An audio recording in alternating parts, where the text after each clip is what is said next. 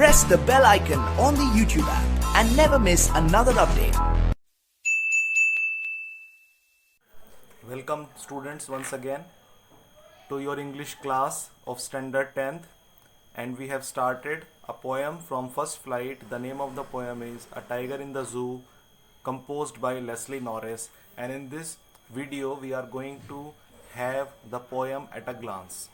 Okay, so let us start.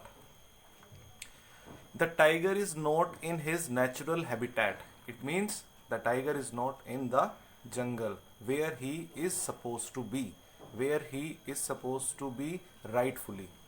Rather, he is confined. He is not free. He is confined to a caged habitat in a zoo. Okay, he is behind the bars of a cage. He is no more free. Because of the greed and the lust of the human beings, the tiger has been confined for their entertainment. And he is angry, but he has to surpass it. He has to intimidate his anger because he knows that there is no benefit of showing his anger. After this, I am going to discuss with you two situations.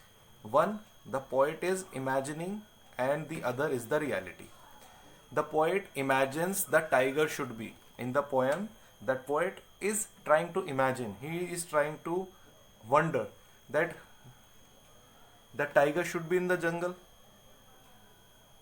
and he should be hiding and getting ready for his prey to attack it, and hiding and hunting his prey, which is his natural act, and roaming in human settlement at the edge of the jungle and terrorizing the villagers.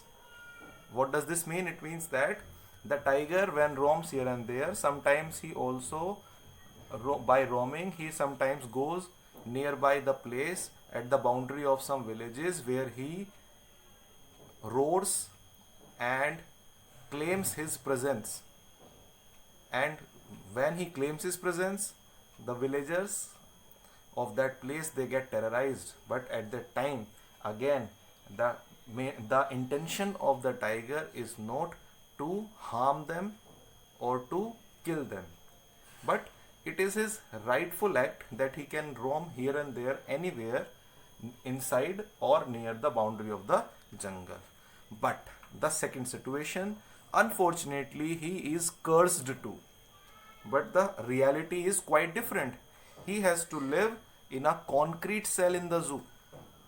Where his natural habitat was the jungle, he is living in a concrete cell in the zoo, in the cage, and he has to ignore the visitors.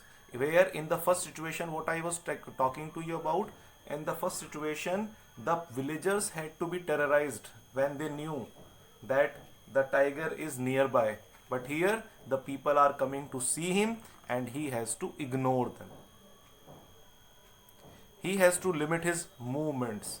The jungle, a very vast place to move around and across, where he can go anywhere, but here he has to just roam or walk whatever the size given inside the cage, whatever the space he has got inside the cage. He has to hear the patrolling cars, the cars that take round during night time to see where everything is going okay or not. Inside the jungle, he hears plenty of the sounds uttered by different types of animals and whatever is there given by the nature. But here he has to hear the sound of the cars, which is also quite unnatural to him. And he has to watch the brilliant stars standing behind the bars of the cage. Only whatever the area, here also it is limited to watch the stars. Otherwise, if he had been inside the jungle, he could see the stars of the sky wherever he would roam at that place. But when he is in the cage in the zoo, at that time he can only watch the stars from that place wherever he could see remaining inside. So these are the two situations, and again the poet has tried to say that the animals, they are also living on this earth freely. They should be lived and on this earth without having any disturbance by the human beings, but we are not letting them happen. So we claim for our freedom, but we never think of the freedom of others. Thank you.